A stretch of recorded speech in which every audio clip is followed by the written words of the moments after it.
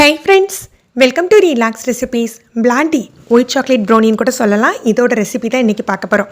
Brownie ஒரு டேஸ்ட்டுன்னா திகட்டாமல் வாயில் போட்டாலே கரையிற மாதிரி ஒரு சூப்பர் டேஸ்ட்டில் இந்த பிளாண்டி இருக்குங்க. இது செய்கிறது ஈஸி தான், ஆனால் அளவுகளை மட்டும் நீங்கள் மெயின்டைன் பண்ணிக்கோங்க. இது எப்படி செய்கிறதுன்னு சொல்லிட்டு நம்ம இன்றைக்கி பார்க்கலாம். மைதா பார்த்திங்கன்னா 100 கிராம் அளவுக்கு மைதா எடுத்திருக்கேன். 30 கிராம் அளவுக்கு பால் பவுடர், எந்த பிராண்ட்னாலும் நீங்கள் யூஸ் பண்ணிக்கலாம். இதுக்கு கொக்கோ பவுடர் கிடையாது.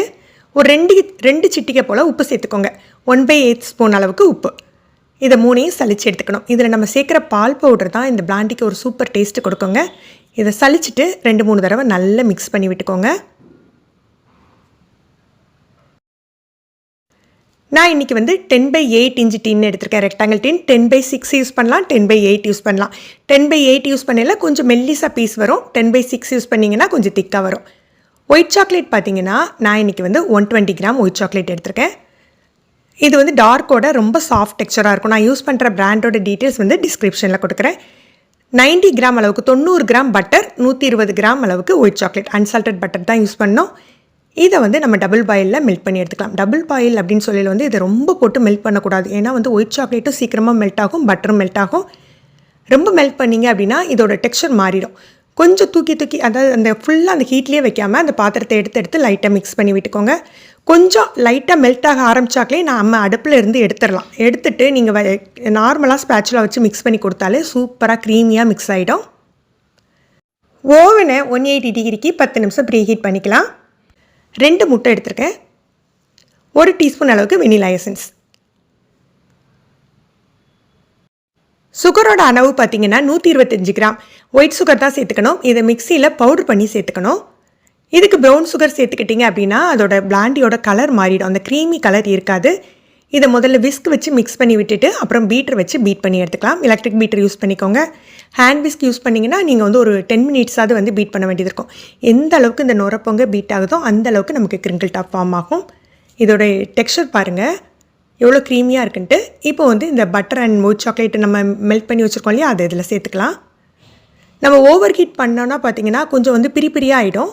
இதை சேர்த்து இதையும் ஒரு 2-3 தடவை பீட் பண்ணிக்கலாம். இது ரொம்ப நேரம் பீட் பண்ணணும் இல்லைங்க, ஒரு 30 செகண்ட் பீட் பண்ணிக்கோங்க. ஜஸ்ட்டு மிக்ஸ் ஆகிற வரைக்கும் தான்.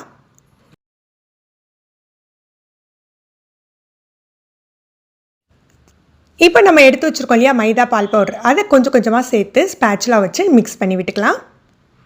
இல்லை நீங்கள் பீட்டர் வச்சு கலந்துக்கிறீங்கன்னா ஒரு 2 சுற்று சுற்றுனா போதும். நல்லா மிக்ஸ் ஆகிற வரைக்கும் தான். பெஸ்ட்டு நம்ம ஸ்பேச்சுலா வச்சு மிக்ஸ் பண்ணிக்கிறது தான்.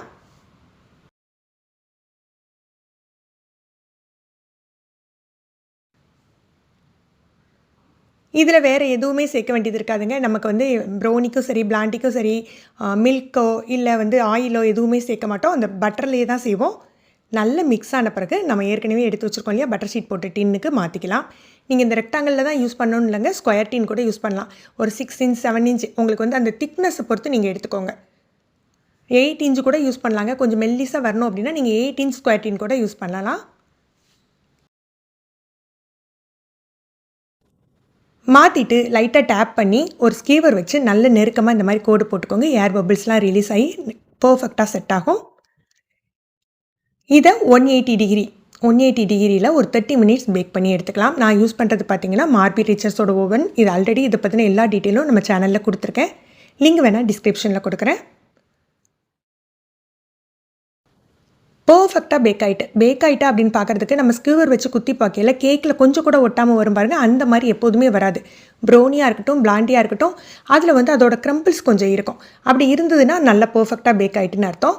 கொஞ்சம் ஈரப்பதமாக இருந்தால் மட்டும் எக்ஸ்ட்ரா 5 மினிட்ஸ் பேக் பண்ணிக்கோங்க. நல்லா ஆறின பிறகு பீஸ் போட்டிங்கன்னா சூப்பரான பிளாண்டி ரெடி ஆகிடுங்க. நீங்களும் இந்த ரெசிபி ட்ரை பண்ணி பாருங்கள். வீடியோ பிடிச்சிருந்தால் மறக்காமல் லைக் பண்ணி ஷேர் பண்ணுங்கள். ஃபஸ்ட் டைம் நம்ம சேனல் பார்க்குறீங்கன்னா ரிலாக்ஸ் ரெசிபி சப்ஸ்கிரைப் பண்ணிக்கோங்க.